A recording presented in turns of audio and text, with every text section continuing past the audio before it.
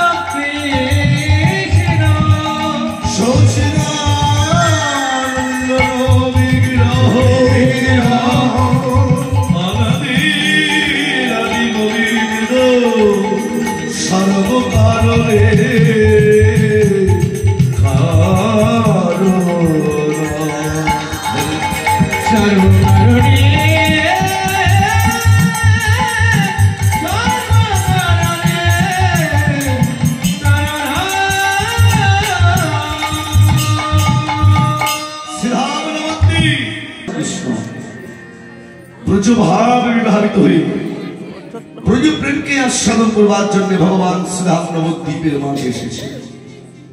কোটি কোটি করেছি, কোটি কোটি সাধন সাধিকা, কোটি কোটি জনম সাধনা করিয়াও যেহেতু বেরিচ্ছে বাঞ্ছিত ধন কলির আরাধ্য দেবতা।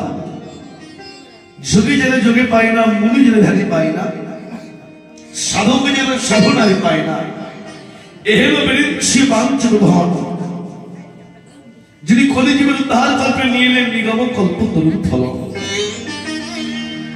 উত্তর গোস্বদার সমর্পণ করে ভগবান একটু আগেই মায়ের কোলে গিয়ে ঘুমিয়েছে। এদিকে পূর্ণিমার পূর্ণ চন্দ্রের কিরণ কবর পটে দাঁড়িয়ে আমার মহাপ্রভুর বিলাস কুঞ্জের গবাক্ষ রন্ধ্রদ্বার দিয়ে প্রবেশ করে ভগবানকে আহ্বান জানাচ্ছে। এসো। সেই যে বৃন্দাবনে হাজার হাজার গোপিকা বলির মালা গলায়নি, তুমি বৃন্দাবনে রাস করেছিলে, এই নবদ্বীপের মাঝেও আমাদেরকে একটু রাস আস্বাদন করা। সঙ্গে সঙ্গে মহাপ্রভু ঘুম ভেঙে গেল। কাউকে কিছু না বলে ঘুম থেকে উঠেই ছুটতে শুরু করলে হরিবল। প্রভুর এই মধ্য রজনী লীলা দর্শন করবার জন্য তার পারিষদ যারা ছিল, নিত্যানন্দ, অদ্বৈত, শিবাস, গদাধর, এরাও প্রভুর পিছু পিছু ছুটতে ছুটতে যাচ্ছে। হরিবল। এই ছুটতে ছুটতে ছুটতে এসে দেখে যে সুরধনী গঙ্গার কূলে দাঁড়িয়ে আমার ভগবান গঙ্গাকে উদ্দেশ্য করে যমুনা যমুনা বলে ডাকছে। যমুনা, ও যমুনা, ও যমুনা,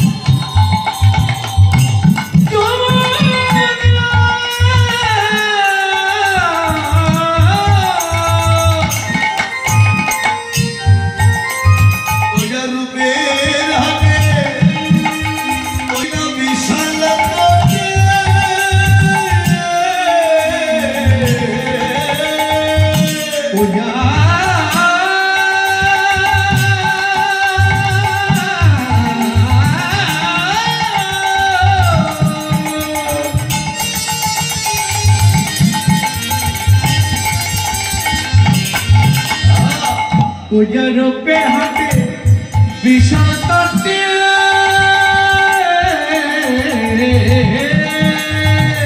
আগেকার দিনে যমুনার কূলে একটা হাট বসতো,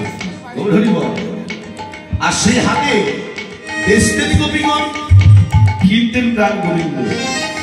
সেখানে কি কেনা বেচা হতো, মহাজন বিচার করে বললে ও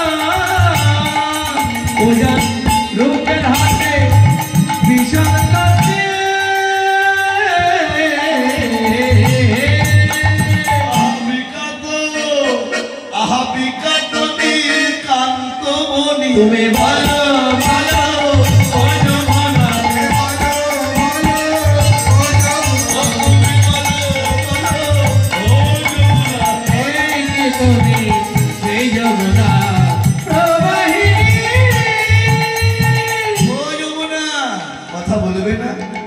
একটাবার কথা বলো।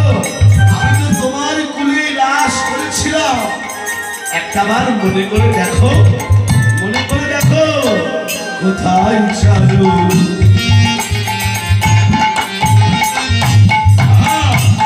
সেই চন্দ্রাবলী।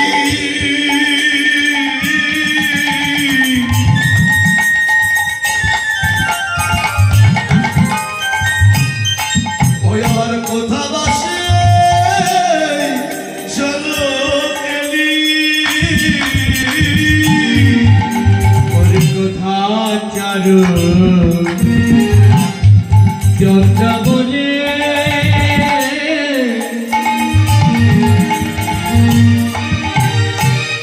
কোথা বাসে চলো গেলি, ও কোথায় রাস বিহারী সেই যে বনশিয়ারি।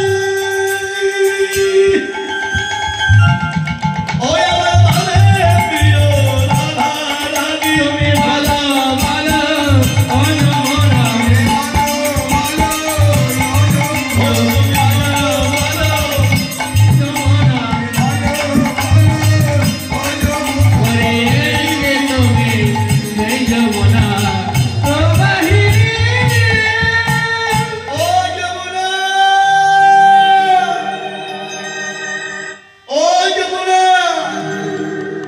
একটাবার কথা বলো।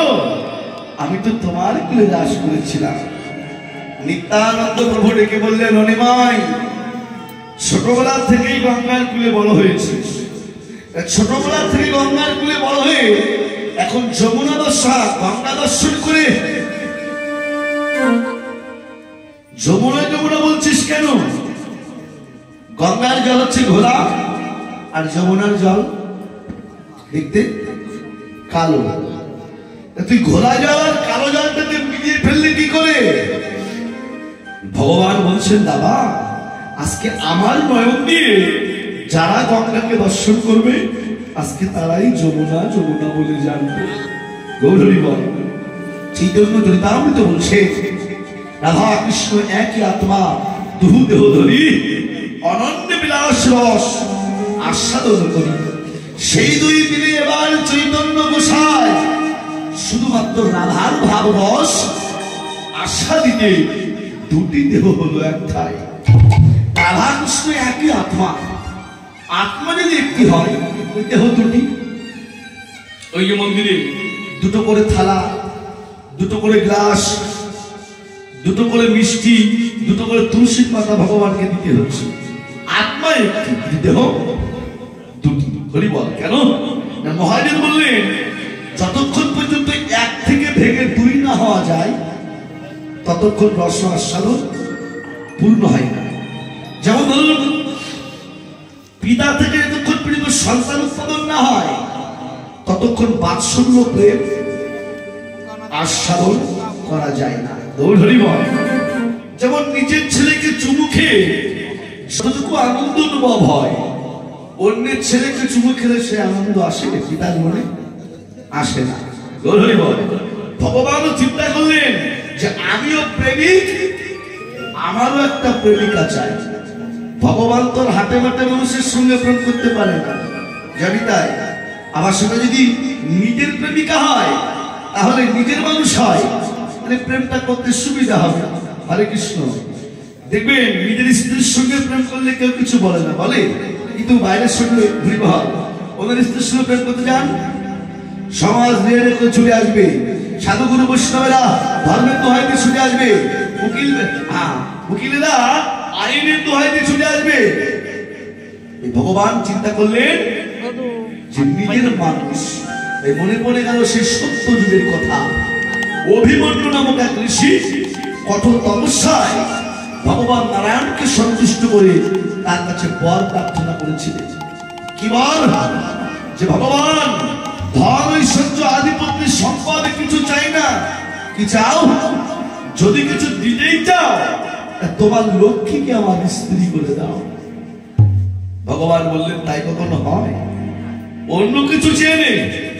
না ভগবান, যদি দিতেই চাও তাহলে তোমার লক্ষ্মীকে আমার স্ত্রী করে দাও। ভগবান বললেন, নাম যখন আমার ভক্ত বাঞ্ছা কল্পতরু, যা তোর মনোবাসনা পূর্ণ করবো, তবে এই যুগে নয়, আসছে দাপার যুগ। ওই দাপারে আমি কৃষ্ণ বদলে যাব। আর সেই দিন বৃন্দাবনের মাটিতে তুই আয়ান ঘোষ রূপে জন্মগ্রহণ করবি, কিন্তু সেই দিন হবি তুই নপুংসক। ভগবান এলেন বৃন্দাবনী, বাম অঙ্গ থেকে সৃষ্টি করলেন রাধারানীকে। আর এই বাম অঙ্গ থেকে সৃষ্টি করে রাধার সঙ্গে প্রেম করে ভগবানের স্বকীয়ারস আস্বাদন হলো। আবার আয়ানের ঘরণী করে পাঠিয়ে দিলেন রাধারানীকে, সেখানেও প্রেম করে ভগবানের পরকীয়া রসটাও আস্বাদন হলো। চৈতন্য চরিতামৃত আবার কলম দিলেন কবিরাজ দাস গোস্বামী পাদ, যে সেই দুই মিলে এবার চৈতন্য গোসাই প্রথমে এক থেকে ভেঙে দুটো হলো, আবার সেই দুটোই একত্রিত হয়ে আজকে শ্রীরাম নবদ্বীপের মাঝে এসেছে। এই এক রকমের মিষ্টি পাওয়া যায় না বাবা, বাবা এরা দুধের মধ্যে চুবি খেতে হয়, কি যেন নাম, হ্যাঁ কি নাম বলো, গৌরহরি ভাব নাম রসমালাই। রসগোল্লা তৈরি কি দিয়ে? ছানা দিয়ে। ছানা তৈরি দুধ দিয়ে। দুধ দিয়ে ছানা তৈরি করে ওই ছানা দিয়ে রসগোল্লা তৈরি করে ওই রসগোল্লা আবার দুধের মধ্যে চুবিয়ে খেলাম, এটা একটা স্বাদ। আর এক ঘটি দুধ শুধু হদ্দর করে খেলাম, এটা আর একটা স্বাদ। প্রথমে ভগবান এক থেকে ভেঙে দুটো হলো রাধা কৃষ্ণ, আবার সেই দুটি একত্রিত হয়ে আবার শ্রীরাম নবদ্বীপের মাঝে ওই রসমালাই শ্রী গৌরাঙ্গ হয়ে আমার গৌর নবদ্বীপের মাঝে এসেছে। আর তাই তো মহাজগৎ কে উঠলে, আহা যদি গৌরাঙ্গ না হইত,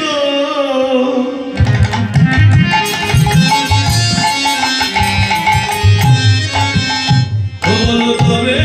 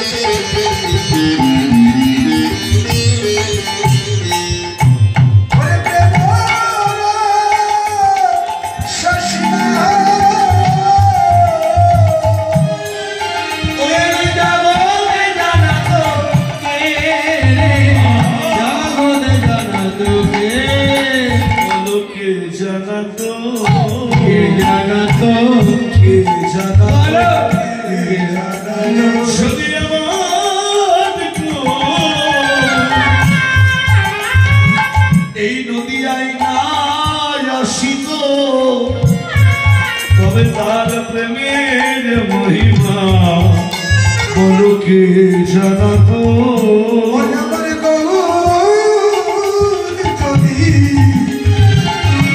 জগতে নাই আসিত তার প্রেমের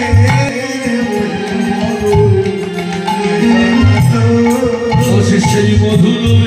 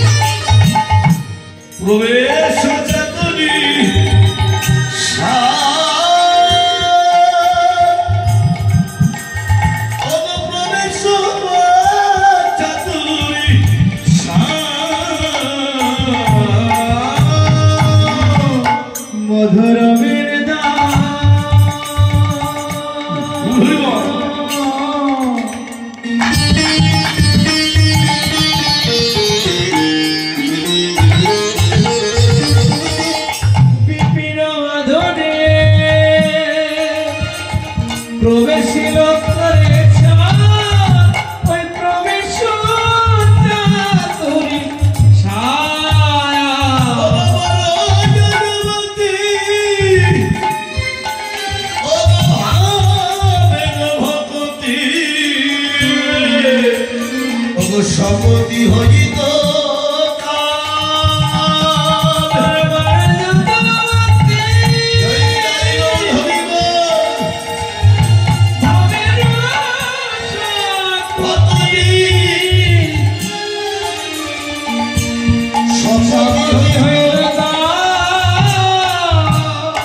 যদি তিনি না আসতেন তার প্রেম আমরা আস্বাদন করতে পারতাম না।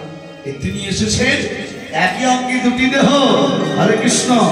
এ বলছেন আজকে আমার নয়ন দিয়ে যারা দেখবে গঙ্গা তারাই যমুনা যমুনা মনে করবে।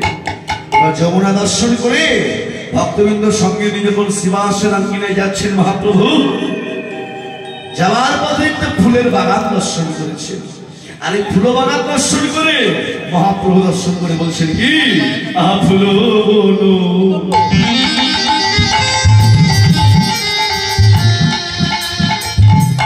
ও দেখিবি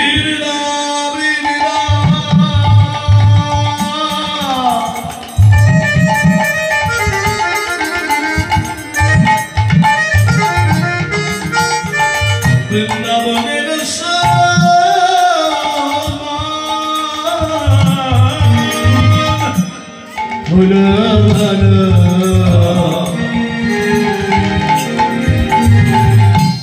देखिए वृंदा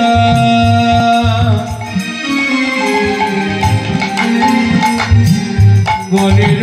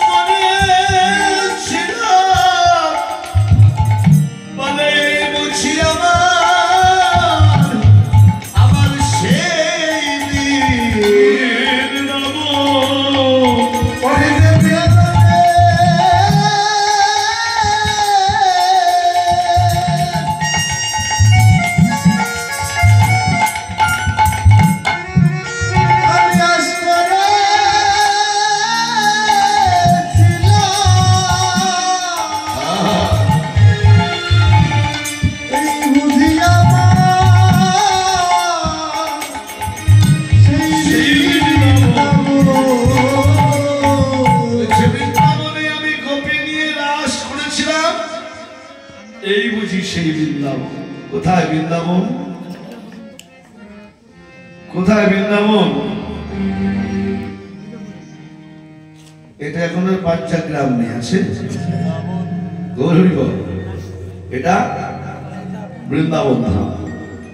শাস্ত্র বলছে যেখানে যেখানে হয় নাম সংকীর্তন সেই তো নিত্য নবদ্বীপ, সেই বৃন্দাবন। এটা বৃন্দাবন ধাম। আবার ভারতের উত্তরপ্রদেশ যেখানে গোবিন্দ লীলাভূমি, ওটাও বৃন্দাবন ধাম। আবার রস শাস্ত্র বলছে যাহা যে বিশ্বরূপ পাণ্ডে তাহা যে নিজেরই এখানেও বৃন্দাবন আছে। এখানে যে বৃন্দাবন, বৃন্দাবন বৃন্দাবন বৃন্দাবন এই বুঝি আমার সেই বৃন্দাবন, বুঝি আমার সেই বৃন্দাবন। এটাই বৃন্দাবন। চণ্ডীদাস ভজনে বললে যে এই বৃন্দাবন নয় রে ভাই, আর এক বৃন্দাবন আছে। এই বৃন্দাবন নিয়ে যাই সেই বৃন্দাবনের কাছে। প্রভাতদের সাধন করলে মন কোন পালন হবে, কোন রূপ কেমন করলে মন বৃন্দাবনে যাবে। নব বৃন্দাবনে নব নাম হয়, সকলেই আনন্দ হয়। বৃন্দাবনে ঈশ্বর মানুষ মিলিত হইয়া রয়। বৃন্দাবনে মিলে যাবে না সে তরুণতা চারিদিকে। বৃন্দাবনে কিশোর কিশোরী শ্রীরূপ মৈত্রীর সাথে। বৃন্দাবনে রস যায় সুধার জন্ম তাই। বৃন্দাবনে বিকশিত পদ্ম ভবন বসেছে তাই। গোপনের ধার নাহারি কত রসিক জনার কাছে। উপাসনা ভেবে যার হয়েছে সেই তো মরম জানে।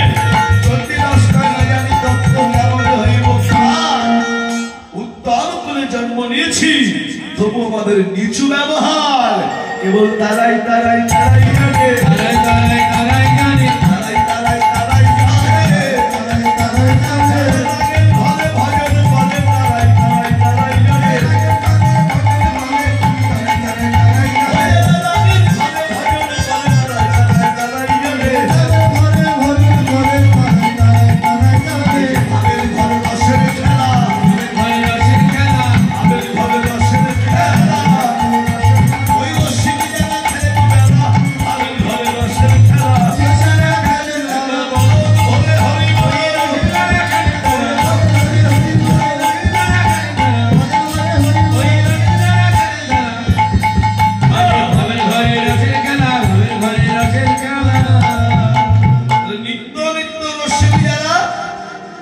এরা নিত্য নিত্য দুবেলা খেলে। গৌরী বল আমায়রা কোথায় বৃন্দাবন?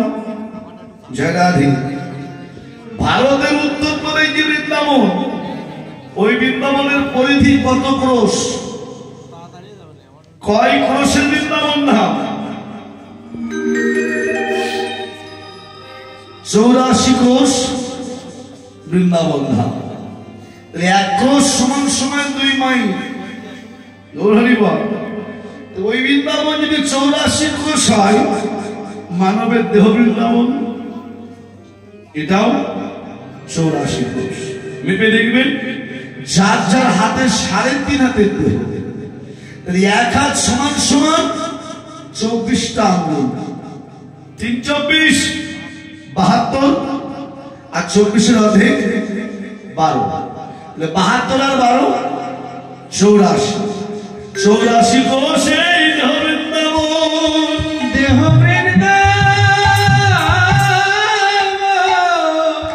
যাহার মধ্যে হয় রাধা গোবিন্দের ভজন, রাধা গোবিন্দের ভজন। ওর মধ্যে আছে এক নিকুঞ্জ পুরী, যেখানে বসত করেন আমার কিশোর কিশোরী, কিশোর কিশোরী। এখানেই চন্দ্র সূর্যের বাস, এখানেই বৃন্দাবন। গৌরী বল।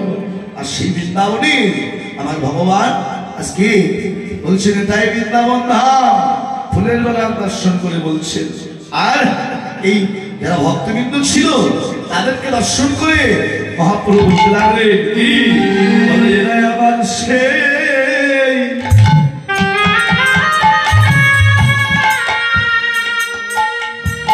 সেই ব্রজে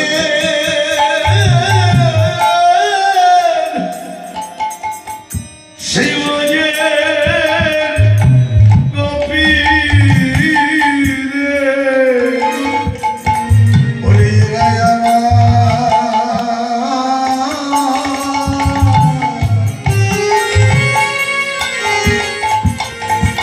ওরে সেই ব্রজে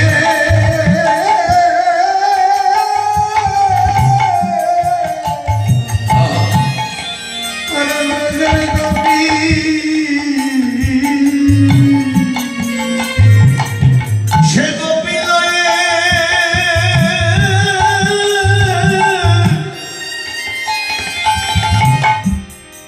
ও যে গোপী লয়ে বৃন্দাবনে বাস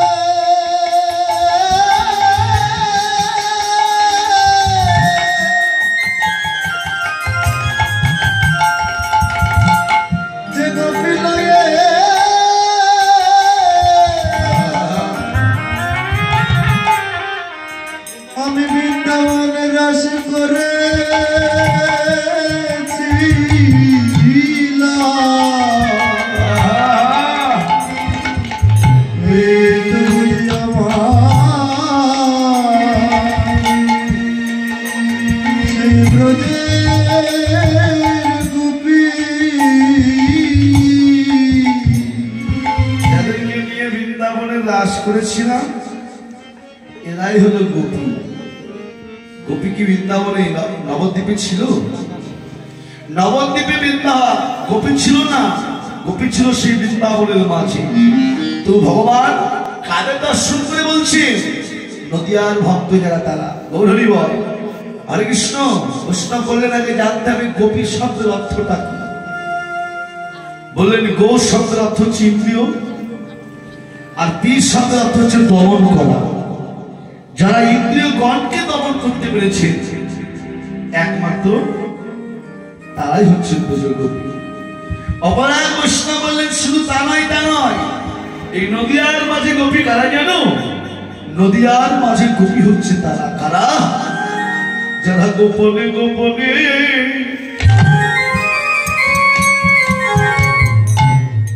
আমার গোবিন্দ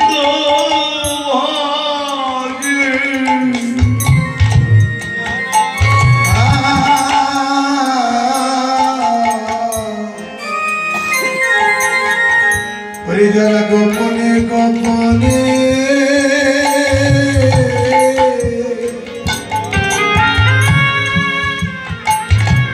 আমার গোবিন্দ ভজে, যারা দেখো মন প্রাণ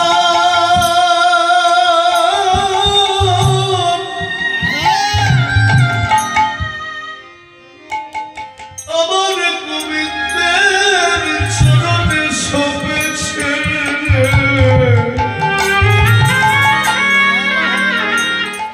যারা গোপনে গোপনে আমার গোবিন্দ ভজে। ওরে যারা দেহ মন প্রাণ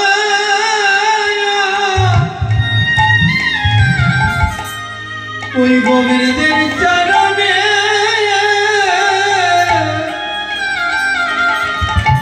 সপে দিয়েছে,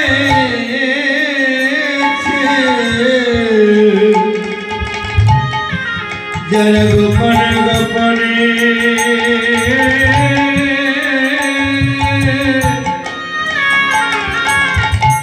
আমার গোবিন্দ ভজে। সারা জনমে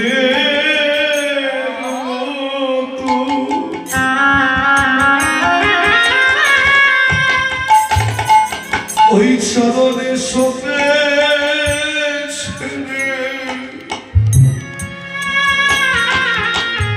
গোবিন্দ তোমার আমি হলাম বলে। ওরে যারা দেহ মন প্রাণ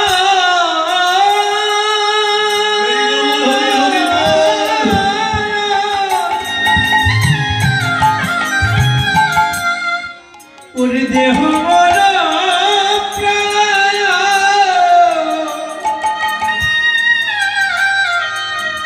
ওই চরণে সপে দিয়েছে,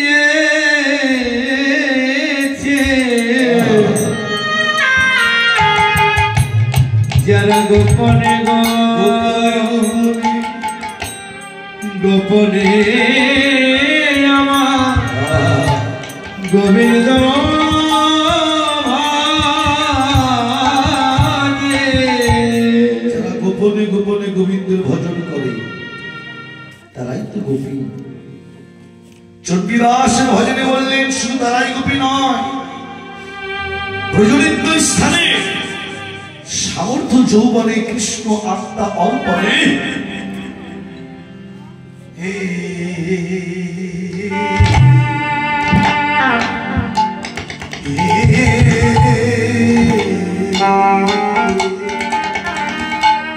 বাচ্চা হয়ে যান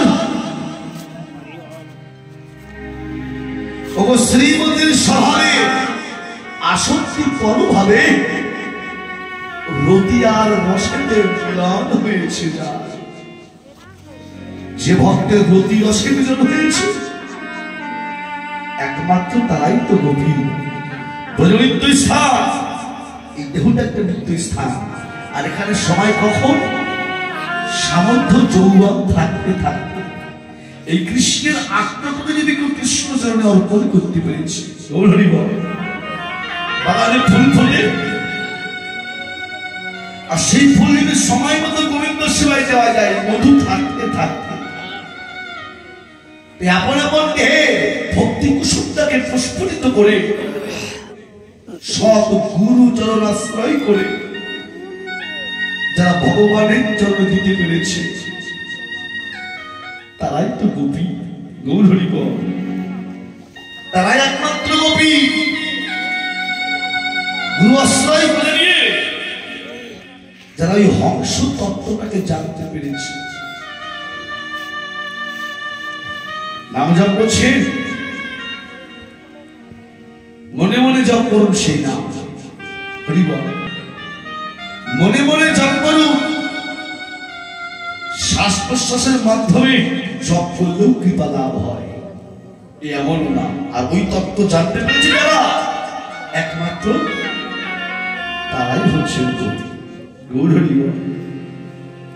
ভগবান বললেন আমি সেই মন্দিরে বাস করি যে মন্দিরটা আমার নিজের হাতে তৈরি করা।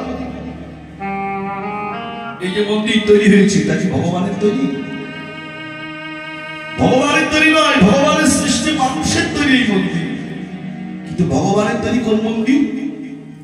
যার যার এই দেহ মন্দির। গৌর হরি বল। এখনো নবদ্বীপে হরিনাম হয় প্রত্যেকটা দিন। ভগবান একটা ভক্তের আঙ্গিনায় নৃত্য করতে যেতেন, তিনি কে? প্রতিদিন এক ভক্তের বাড়িতে হরিনাম হতো প্রত্যেকটা দিন। তিনি কে? যার নাম ছিল শ্রীবাস। শ্রীবাস, শ্রী শব্দ সুন্দর, বাস শব্দ অর্থ বাসা। গৌর হরি বল। যার সুন্দর বাসা আছে, আমার ভগবান কেবল তার আঙ্গিনায় নিত্য নিত্য নিত্য করতে যায়। আমায়রা হরিনাম হচ্ছে শ্রীবাসের আঙ্গিনায়। দেখবে যারা ভগবানকে যত বেশি ভালোবাসে, আমার ভগবানও তাদেরকে তত বেশি কাঁদাতে ভালোবাসে। কেন? ভক্তকে বিরহের টোকা দিয়ে পরীক্ষা করে দেখে যে আমার ভক্ত আমার সঠিক আছে, আমার ভক্ত আমার সঠিক আছে কিনা, এটা ভগবান পরীক্ষা করে। ভগবানকে ভালোবাসতে গেলে অনেক দুঃখ কষ্ট বিরহের বোঝা ভক্তের মাথায় উঠে যাবে, কিন্তু চলে গেলে হবে না। ভগবান বললেন ওই বিরহের বোঝা মাথায় তুলে নিয়ে হাঁটো। হাঁটতে হাঁটতে যদি কোনো ভক্ত একবার আমার জনপ্রান্তে যদি পৌঁছাতে পারে, তবে সেই ভক্তের আমার জন্য দাস হওয়া লাগে না। আমি ভগবান নিজেই ভক্তের জন্য আমি দাস হয়ে যাই।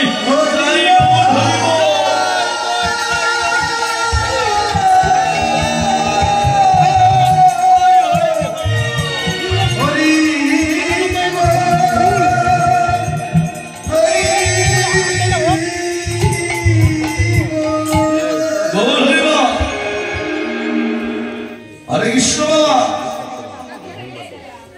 রাধে। সেই মন্দির আভে আস্তে একটু কথা কয় না, একটু সেই ভক্তের জন্য আমি দাস হয়ে যাই। রাধে শ্যাম। শ্রীবাসের আঙ্গিনায় হরিনাম হচ্ছে, সংকীর্তন হচ্ছে। এই হরিনাম সংকীর্তন করতে করতে হঠাৎ করে শ্রীবাসের সন্তানটা মারা গেল। যখন শ্রীবাসের সন্তান মারা গেল, মরা পুত্র বুকে জড়িয়ে ধরে শ্রীবাসের স্ত্রী মালিনী ভূ করে কাঁদছে। পাশের ঘরে হরিনাম হয়, আর এই পাশের ঘরে মরা পুত্র বুকে জড়িয়ে ধরে শ্রীবাসের স্ত্রী কাঁদছে। শ্রীবাস ছুটতে ছুটতে সে বলছে, মালিনী কেঁদো না। কাঁদবো না? না কেঁদো না। কেন? তুমি যদি কাঁদো তাহলে ওদিকে আমার প্রভুর মৃত্যু ব্যাঘাত ঘটবে। কেঁদো না।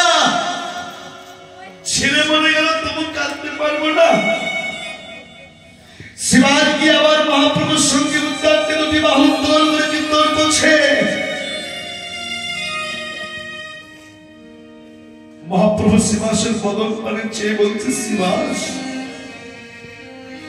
তোমার গৃহে মনে হচ্ছে কোনো একটু অমঙ্গল ঘটেছে। শ্রীবাস বলছে, দয়াময় তোমার মতন মঙ্গলময় যার ঘরে, তার ঘরে কি কখনো অমঙ্গল ঘটতে পারে?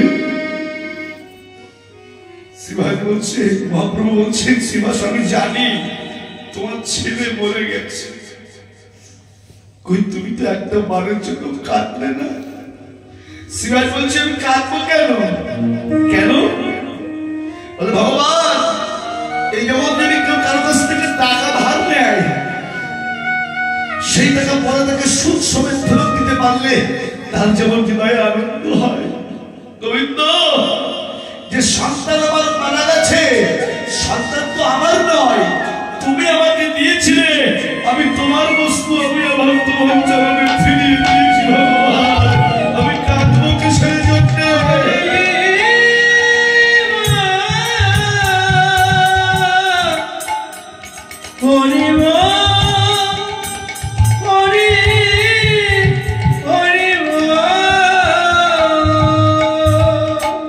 আমি কাঁদবো কিসের জন্য?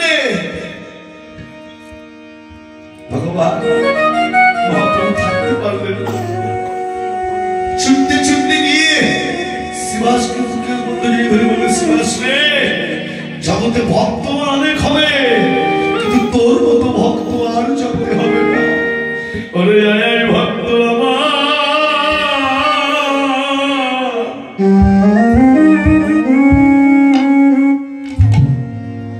আমার বুকে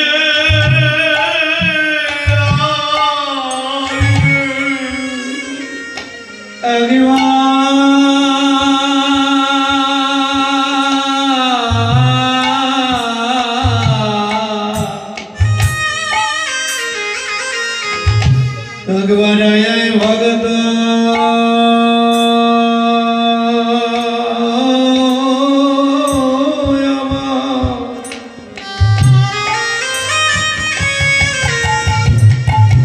আমার বুকে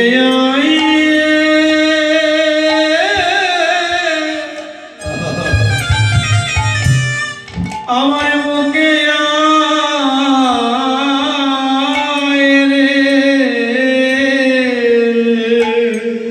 আই ভক্ত অঙ্গ পরশ করে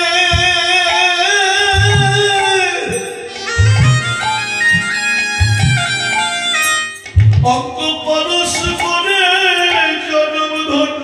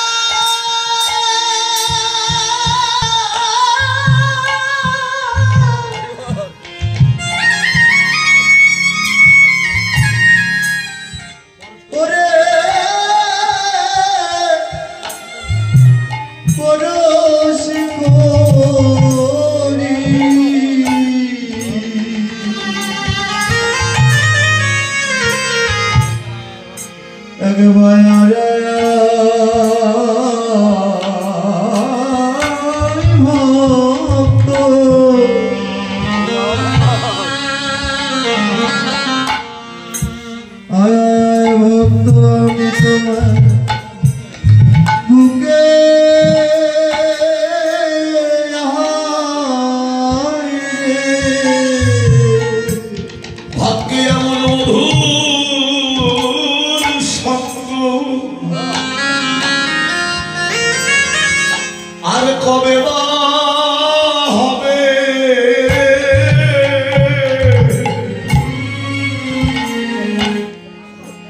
ওরে আয়া ভক্ত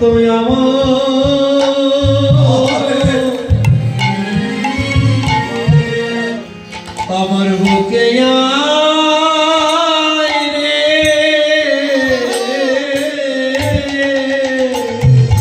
ওরে ভাগ্যে এমন মধুর সঙ্গ জয় নিতাই গৌর হরি হরি বল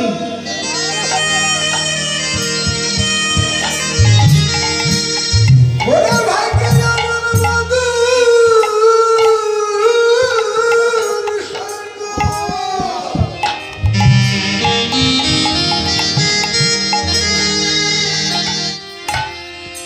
ওরে মধুর সঙ্গ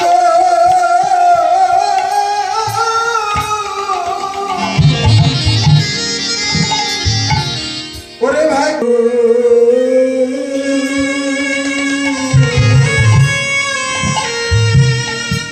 ওরে আয় আয় ভক্ত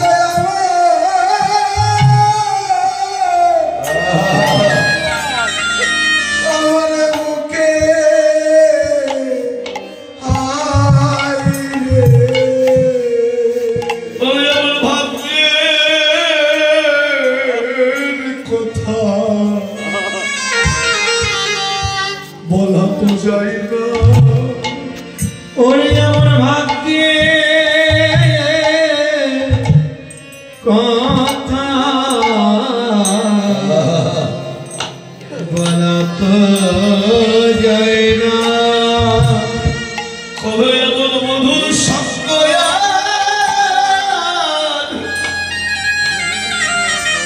এমন মধুর সঙ্গ কবে হবে এমন ভাগ্যের কথা কিন্তু বলা তো যায় না ওরে এমন মধুর সঙ্গ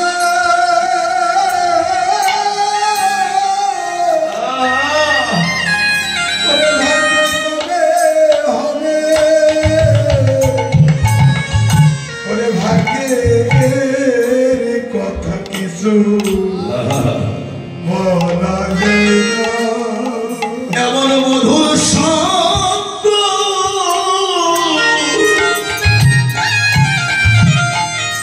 আর ভাগ্যে কবে পাবে এমন ভাগ্যের কথা বলা তো যায় না ওই এমন মধুর ওরে মধুর সঙ্গ আমার হবে এমন ভাগ্যের কথা বলা তো যায় না সাধু সঙ্গ সাধু সঙ্গ সর্বশাস্ত্রে কয় লওয়ামাত্র সাধু সঙ্গ জীবের কৃষ্ণ প্রেম ভক্তি উদয় হয়। আজকে সেই ভগবান নবদ্বীপের মাঝে এসে গোপী পেয়েছে বৃন্দাবন পেয়েছে, যমুনাকেও পেয়েছে, আর কি রাস বাকি থাকে? এই নবদ্বীপের রাস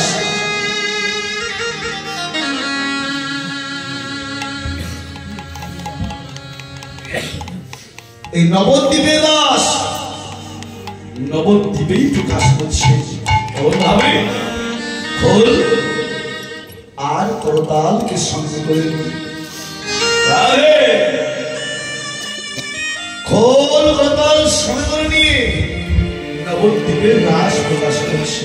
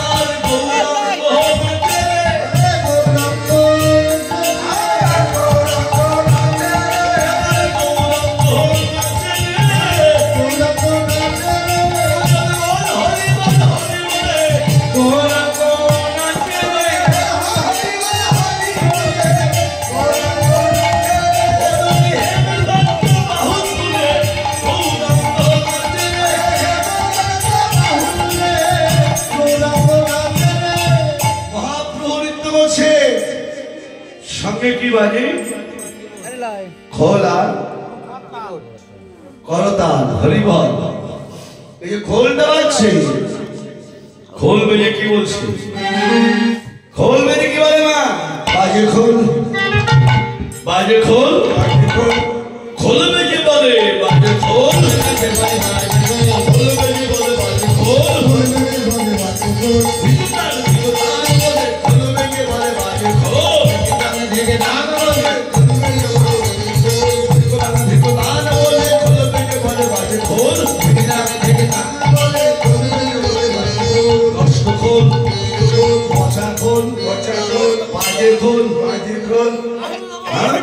হরে কৃষ্ণ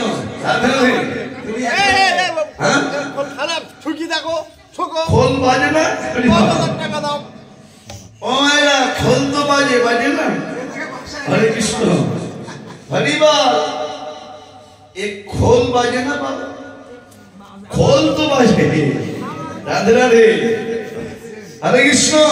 এরা তো হার্ট সেন্টিমেন্টাল তো, এর বাড়ি বগুড়ায় বলে ওদিকে আছে। হরি মা হরে কৃষ্ণ। এই খোল তো বাজে।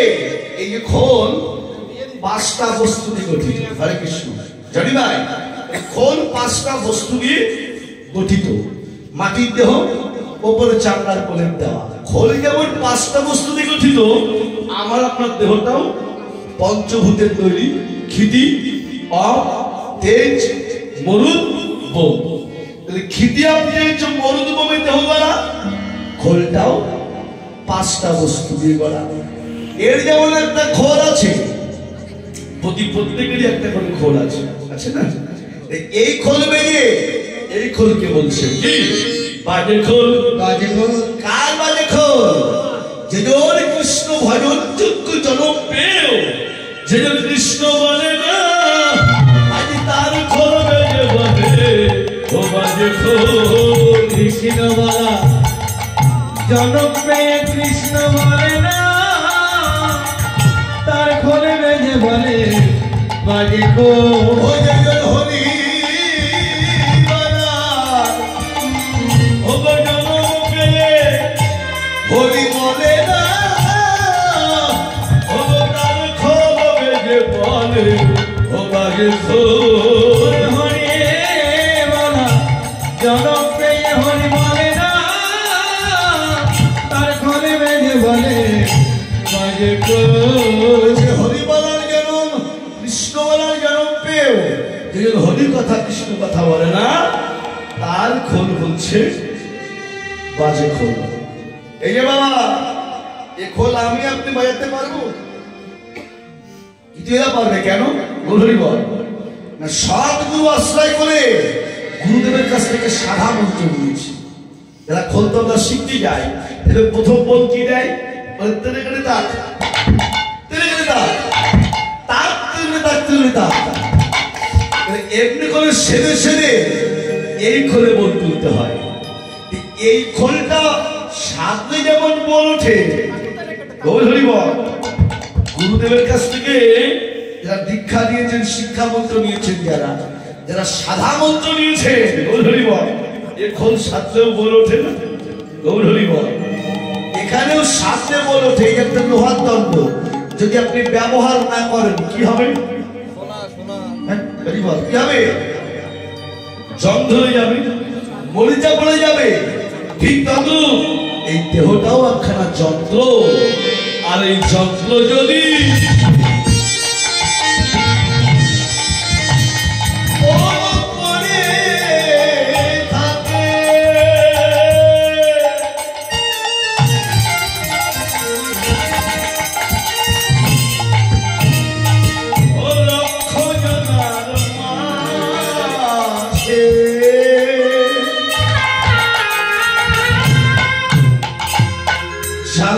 কবি হবে যন্ত্র,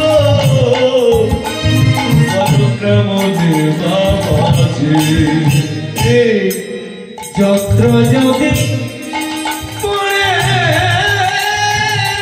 থাকে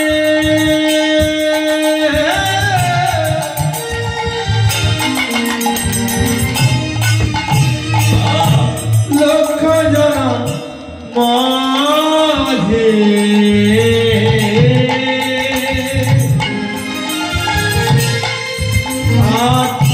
যন্ত্রী কবি হবে যন্ত্র, কেমন করে বাজে। আগে বাজাও বাজাও তোমার যন্ত্র বাজাও,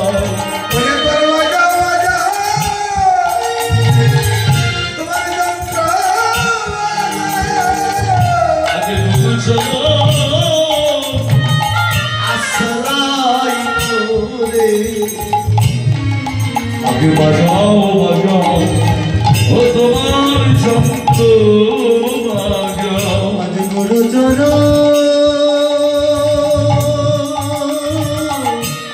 আশ্রয় করে বাজা বাজা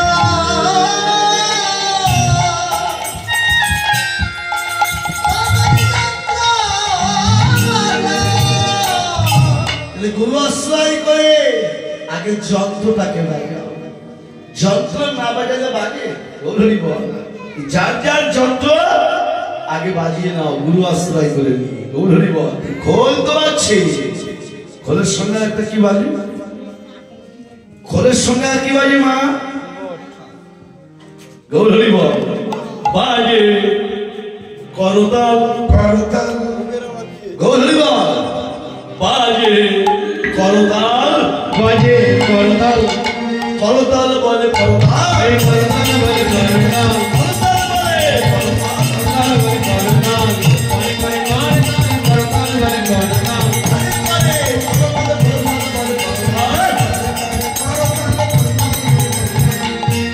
কার কার হাত আছে একটু তোলেন দেখি। উপসি হরিব একসঙ্গে তাল দেবেন সবাই মিলে, যারা হাত নেই তার কি দেবেন না। হরিব করতাল বলে করতাল, করতাল বলে করতাল,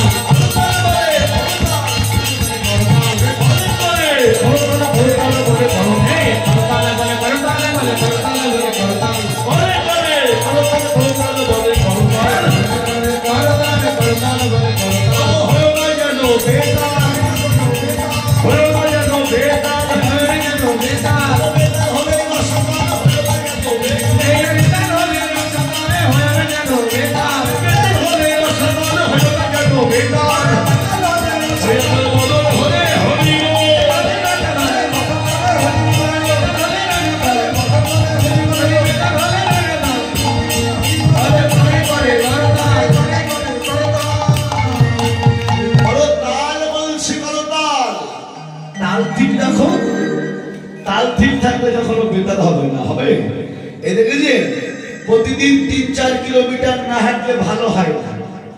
কোন রোগী? হরে কৃষ্ণ। ডায়াবেটিস হরি বল। তাই চিনি কম খেতে হয় নাকি?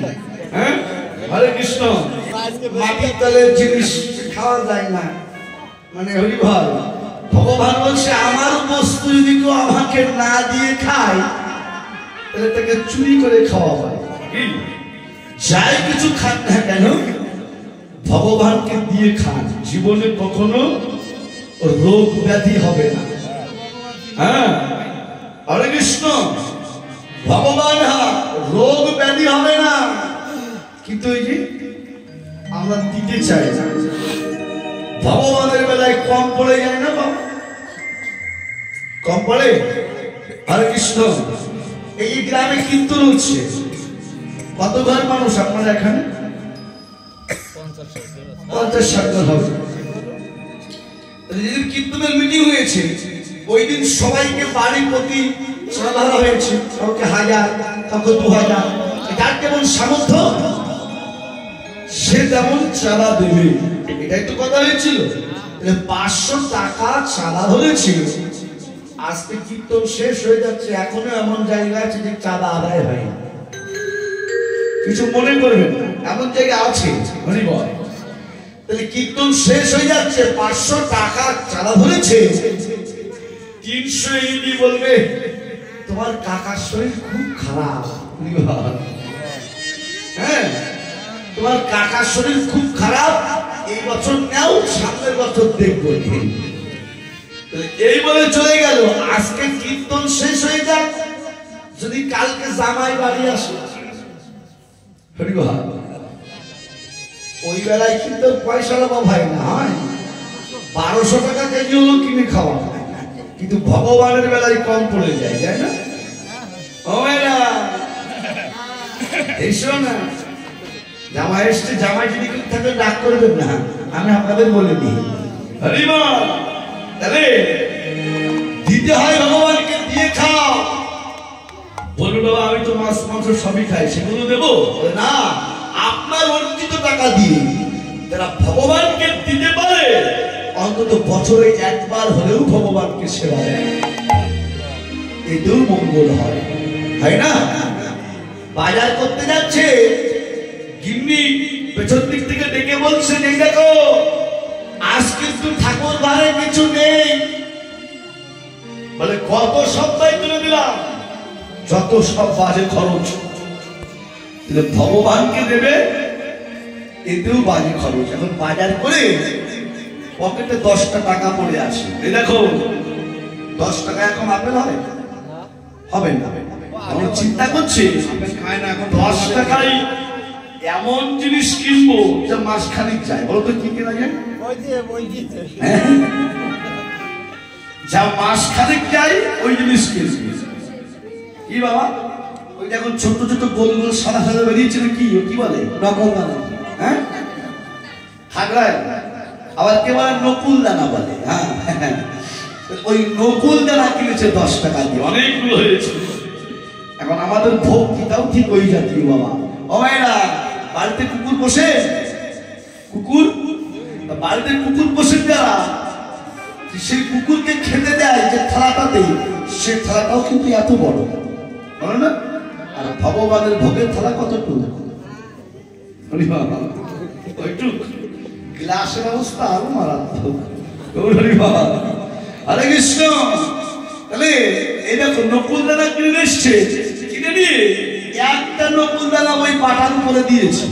হ্যাঁ, একটার বেশি দুটো দেবে না, দুটো দিনে ভগবানেরও ডায়াবেটিস হবে।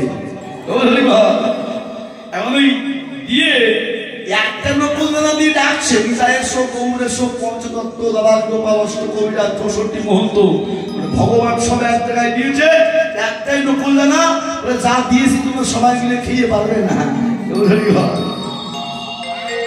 জানি তাই দিতে হয়, যত দেবে কিছু কিছু দাও, কিছু কিছু পাবে।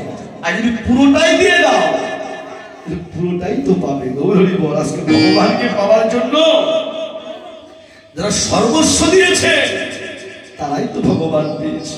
প্রহ্লাদ, হরে কৃষ্ণ, কত যন্ত্রণা সহ্য করেছে বলুন দেখি। হরি বল।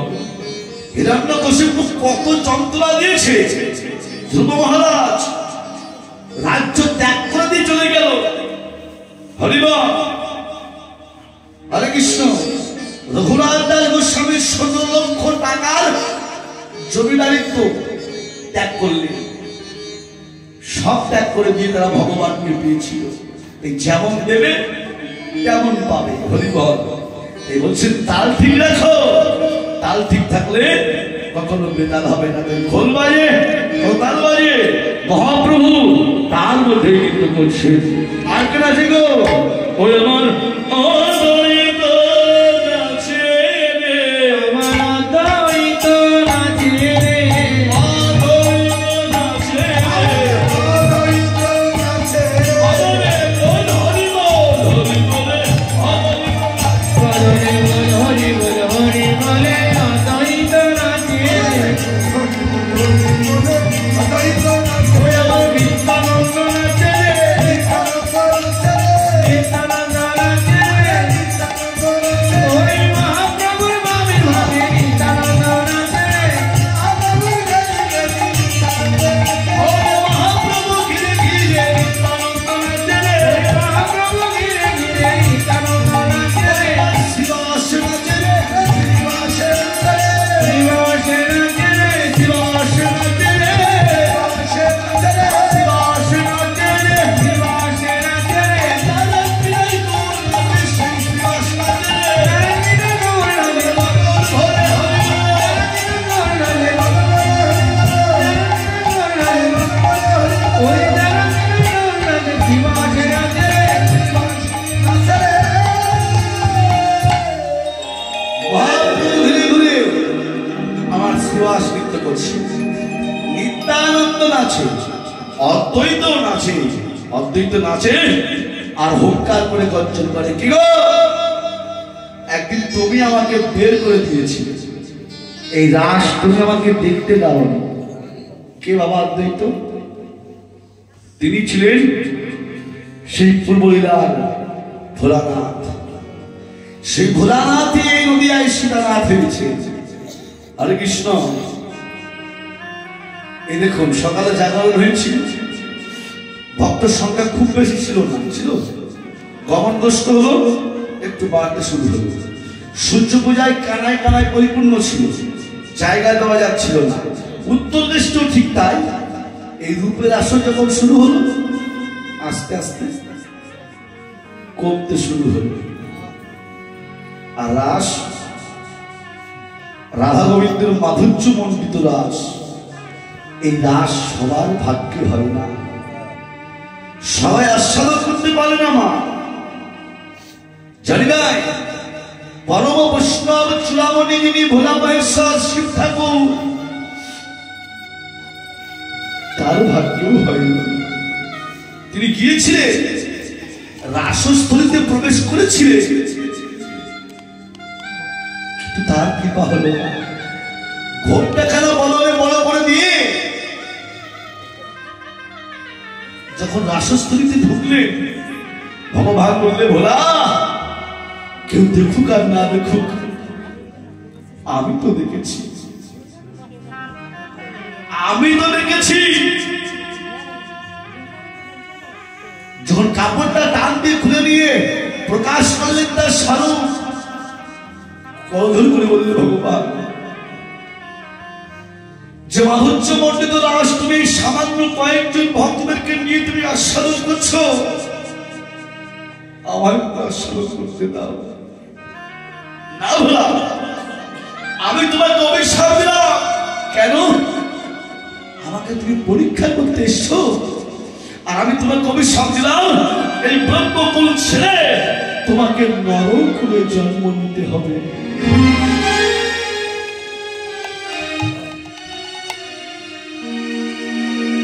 ভোলা মহেশ্বর প্রতিজ্ঞা করলেন, গোবিন্দ তুমি আমায় অভিশাপ দিয়েছো, আমি মাথা পেতে তোমার অভিশাপ নিলাম। তবে একটা নিবেদন, জন্ম দিও যথা তথা, কিন্তু কর্মটা দিও ভালো। আর কিছু চাই না তোমার কাছে। বলেছিলেন ভোলা মহেশ্বর, বলেছিলেন যে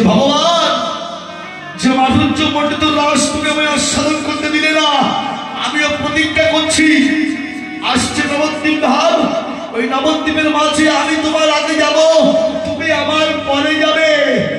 আমি কি করবো জানো? আমি ওই সুরধনী গঙ্গার কুলে বসে বসে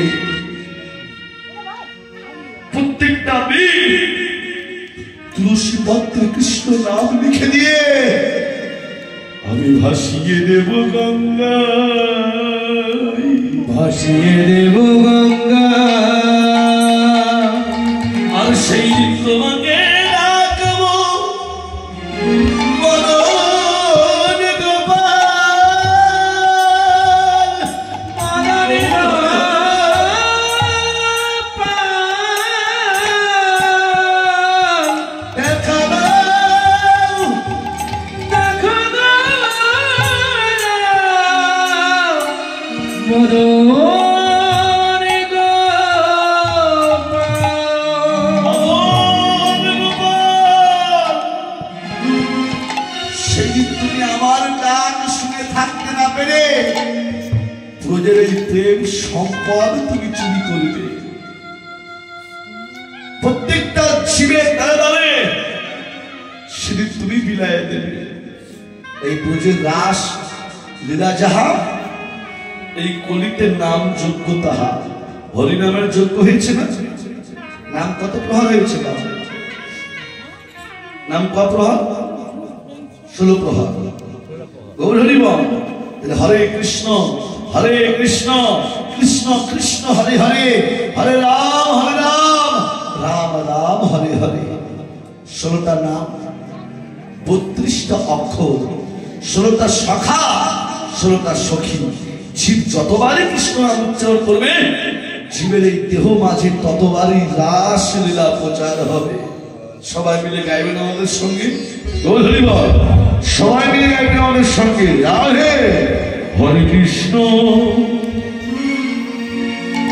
হরে কৃষ্ণ কৃষ্ণ কৃষ্ণ হরে হরে, হরে রাম হরে রাম, রাম রাম হরে হরে। গৌর হরি হরি হরে কৃষ্ণ কৃষ্ণ কৃষ্ণ হরে হরে,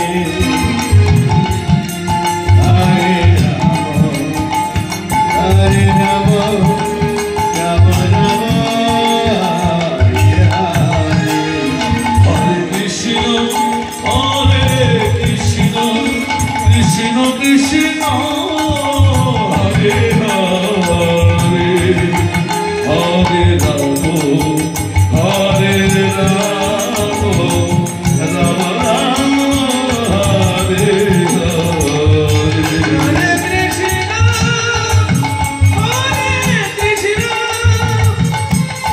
কৃষ্ণ কৃষ্ণ হরে হরে, হরে রাম রাম রাম হরে হরে। হরে কৃষ্ণ কৃষ্ণ কৃষ্ণ হরে হরে, হরে রাম রাম হরে হরে।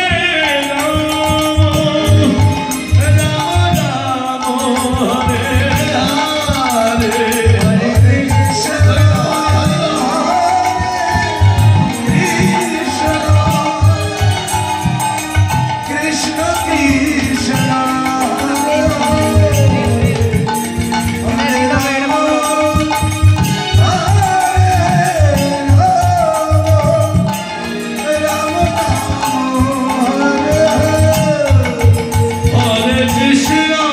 হরে কৃষ্ণ কৃষ্ণ কৃষ্ণ হরে হরে, হরে রাম রাম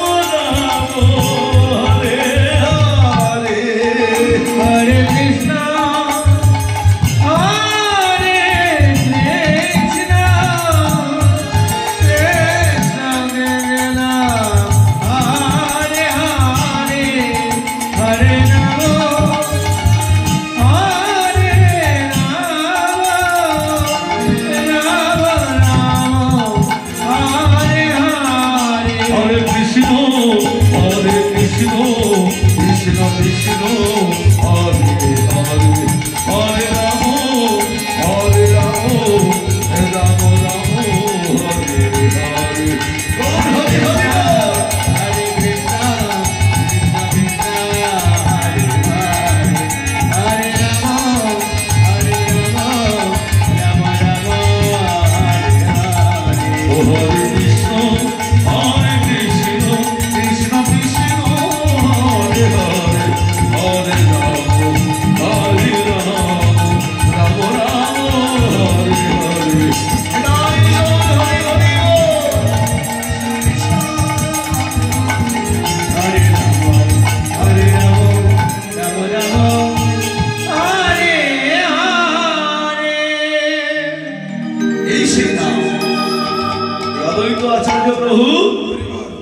আজ বলছে তুমি একদিন আমাকে বের করে দিয়েছি, আস্বাদন করতে দাওনি।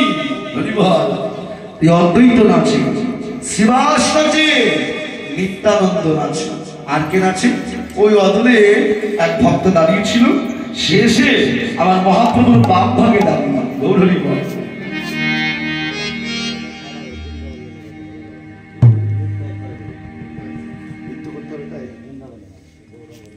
গৌর হরিবল হরে কৃষ্ণ রাধে মায়েরা এই বলছেন যে অদ্বৈত রাধে। এবার ওই অদ্বৈত দাঁড়িয়ে ছিল এক ভক্ত, সে মহাপ্রভুর বাম ভাগে দাঁড়িয়ে সে আবার নৃত্য করছেন। কে? ওই আমার গদাধর নাচে রে, গদাধর নাচে রে, গদাধর নাচে রে, ও মহাপ্রভু ঘিরে ঘিরে গদাধর নাচে রে,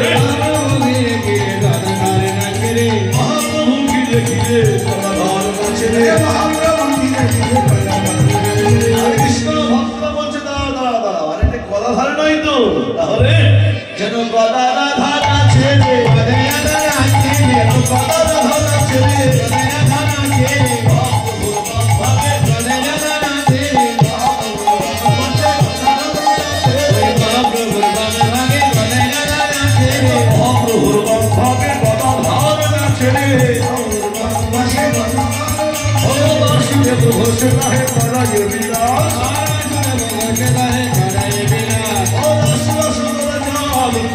প্রকাশ